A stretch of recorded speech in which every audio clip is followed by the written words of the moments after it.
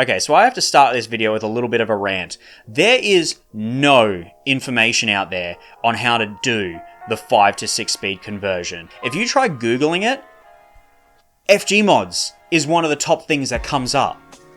I've never done anything with gearbox stuff before, but unfortunately there's so little information out there that Google brings back my page and my YouTube channel instead of being able to find how to actually do this. And when you're looking around and reading through forums or talking to people in groups, and even when you talk to workshops and stuff, it seems that either nobody knows how to do this or people are intentionally withholding information. So in this video, I'm going to compile everything that I have learned and how I did my gearbox conversion, and I'm going to give it to you guys so that way if anyone wants to know how to do this, they can watch this video, know exactly what is involved, and decide whether or not they want to do it.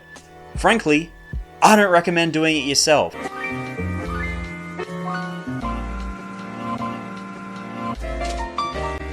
So years ago, when my shitty French-built 5-speed gearbox, which was in the earlier FGs, finally started to break and it lost third gear, I decided that I wanted to try and change to the ZF6 gearbox, which is in the newer FGs and the FGX, as we all know. But it turns out if you actually want to do this, there's a lot involved. So I'm going to try and break this down into a few simple steps, and then explain those steps and why they're actually not so simple, really. So first you've got the PCM and the TCM. Then you've got the harnesses.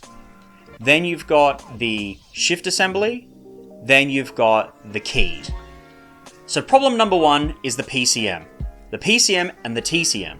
The PCM is the computer that's inside your engine bay. You've all seen it before. The TCM is the computer that's inside your transmission. Now let's say you've already got the 6-speed gearbox in your FG. If you wanted to just take another ZF FG gearbox and put it in your FG, it actually would not work. See, what's happening is the PCM and the TCM are talking to each other and have to have matching serial numbers when they talk to each other. It's so they know they're from the same car. Once again, Ford trying to make sure that you can't do work on your car yourself. This is actually a pretty easy fix. If you're just going from 6-speed to 6-speed, you take the TCM out of your 6-speed gearbox and you put that same TCM from your car into the new gearbox, and it should all work. The serial numbers match up, the computers are the same, happy days. But the problem that you run into when changing from the 5 to the 6-speed is that the PCMs are different. The 5-speed PCM, as you can see, has 3 plugs on it. A lot more of the transmission management is happening on the PCM.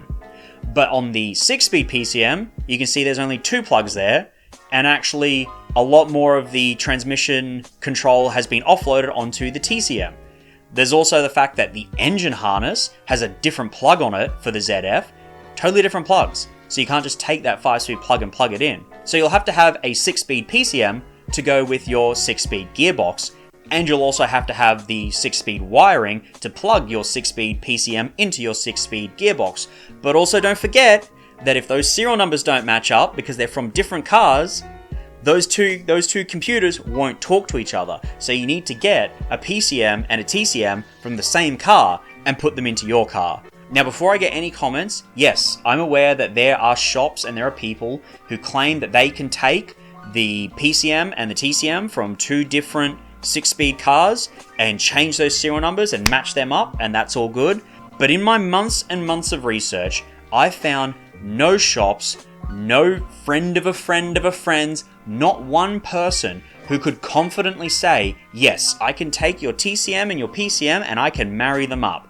No one. I'm aware that PCM Tech has the ability to change those serial numbers in some gearboxes, but apparently it's actually not that simple. And again, this is where we get into where the information is sparse, and the people who know tend not to share this information. There's only a few people who will openly share this information, and that's part of what I'm trying to do today, is get it out there so that you guys can actually know what the hell is going on. So now you've got your PCM and your TCM from the same car, as well as your engine harness, so that way you can plug your PCM and your TCM together inside your car.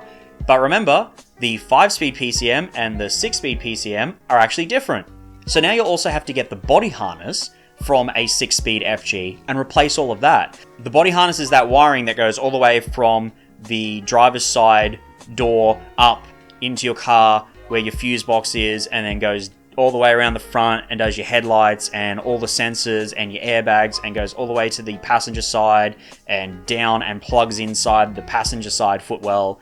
And it is, I can tell you from experience, not fun to change at all. Just changing the body harness alone took me more than a day to do and required so much work because a lot of stuff has to get pulled out of the engine bay just to be able to access the plugs or the routing where all those wires go. So you've got your matching PCM and TCM, as well as your harnesses for your new 6-speed gearbox and PCM. Now you're also going to have to get a tail shaft to fit. The 6-speed tail shaft and the 5-speed tail shaft are different lengths. The 5-speed is a longer gearbox, so there's a shorter tail shaft. The ZF 6-speed is a shorter gearbox, so it needs a longer tail shaft. So you'll also need to make sure you get a tail shaft. That's not hard to do. There's no computers involved there, no matching serial number nonsense. Probably one of the easiest things to do in the entire conversion, actually. It took us like 1 minute. 1 minute to do. So then we come to the shift assembly. If you don't change from your 5-speed assembly to the 6-speed one, or at least change this little circuit board, I'll throw a picture on screen now, you may actually end up getting a transmission not in park fault whenever you turn your car on or off. So not a huge deal, but it is something that you will need to decide whether or not you need to get it. And then we come to the final problem that you'll have is your keys. So you've changed your PCM, meaning this isn't your car anymore, at least not according to the computers, and when you plug your key into the ignition, that little reader that's reading the key and making sure that you're not trying to steal the car is saying, hold up, none of this matches anymore, I don't understand. So you'll actually have to get somebody to code your keys for you and match your keys back up. This might mean you have to tow the car to a workshop, or you might get lucky enough to find somebody who can come to you. This doesn't take long, but it will cost you enough money that it's really worth looking into before you decide whether or not you want to actually try and do the 5-speed to 6-speed conversion. So that is all of the information that I have been able to conclusively compile on converting your 5-speed to 6-speed. This was a hell of a job. It took us several days. It cost me somewhere close to $2,000 just because of problems like finding out we didn't have a matching PCM and TCM and trying other PCMs, the fluids, all of the consumable stuff involved in it, all the extra bits and pieces that I had to go out and get after finding out during this process that this doesn't work, that doesn't work, that sort of thing. It really was not a fun time. I could do a video on exactly what we did. I'll obviously throw the footage on screen during this of taking out the tail shaft and the gearbox and some of the other stuff that I do have footage of. I don't have footage of changing the body harness because frankly it's boring. Someone just half inside an engine bay, pulling wires out and putting new wires in and stuff. But if there is enough people who want a slightly more technical video on exactly what we did and how we did it, aside from some things like doing the engine harness, I'm not pulling that out again, guys. I'm not doing it. It was arduous work. I stayed up until midnight 2 days in a row just trying to get that shit done.